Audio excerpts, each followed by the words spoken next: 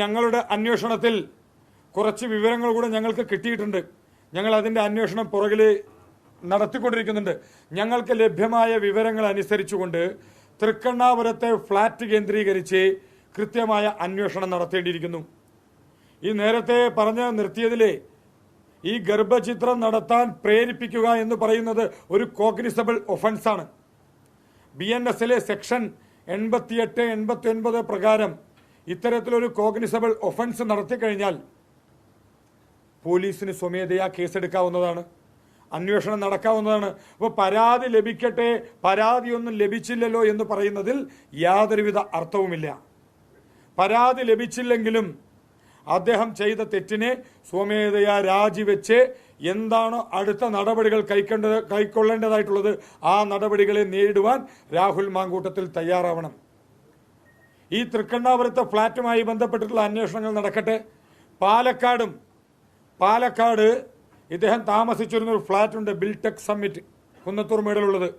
അതുമായി ബന്ധപ്പെട്ട് CCTV ദൃശ്യങ്ങൾ പരിശോധിക്കുവാൻ പോലീസ് തയ്യാറാവണം. മാധ്യമ സുഹൃത്തുക്കൾ ഉൾപ്പെടെ ആ വിവരങ്ങൾ എടുക്കുവാൻ തയ്യാറാവണം. ജനങ്ങൾക്ക് നിരവധി കാര്യങ്ങൾ അറിയാനായിട്ടുണ്ട്.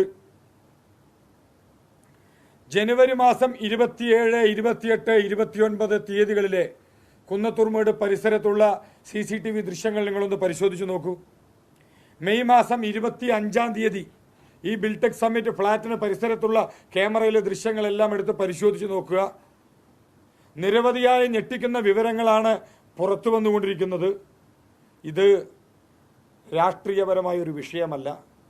കേരളത്തിലെ മുഴുവൻ സ്ത്രീ സമൂഹവും ഇന്ന് വളരെയധികം ഭയപ്പാടോടുകൂടിയാണ് ഈ വിഷയത്തെ നോക്കിക്കാണുന്നത്. കേരളത്തിൻ്റെ ഭയാശങ്ക ദൂരീകരിക്കേണ്ട ഉത്തരവാദിത്വം രാഹുൽ മാങ്കൂട്ടത്തിൽ MLA-ക്കുണ്ട്. അദ്ദേഹം ഇവിടുത്തെ സ്ത്രീ സഹോദരി, അമ്മ, പെങ്ങന്മാരുടെ എല്ലാം ഭയാശങ്കയെ ദൂരീകരിക്കണം. പാലക്കാട് MLA സ്ഥാനം രാജിവെച്ചുകൊണ്ട്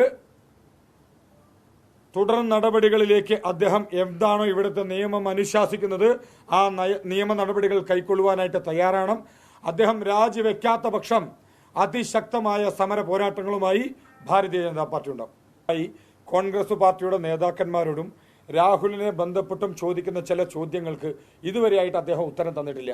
ആ സ്ക്രീൻഷോട്ട് നിങ്ങളുടേതാണോ എന്ന് മാധ്യമങ്ങൾ ആവർത്തിച്ച് ചോദിക്കുന്നുണ്ട്. ആ വോയിസ് നോട്ട്, ഓഡിയോ മെസ്സേജ് അത് നിങ്ങളുടേതല്ല എന്ന് ഉറപ്പുണ്ടോ എന്നുള്ളത് കോൺഗ്രസിൻ്റെ നേതാക്കന്മാരോടും രാഹുലിനോടും തന്നെ നേരിട്ട് ചോദിക്കുന്നുണ്ട്. ഇതിനൊന്നും ഉത്തരം നൽകാതെ, കേരളം ചോദിക്കുന്ന ചോദ്യങ്ങൾക്ക് ഉത്തരം നൽകാതെ ഓഗസ്റ്റ് മാസം 1-ാം തീയതി എന്നാണ് ഞാൻ മനസ്സിലാക്കുന്നത്. ആ വോയിസ് നോട്ട് എത്ര ഡേറ്റ് എന്നുള്ളത് എനിക്ക് വ്യക്തമായിട്ട് അറിയില്ല.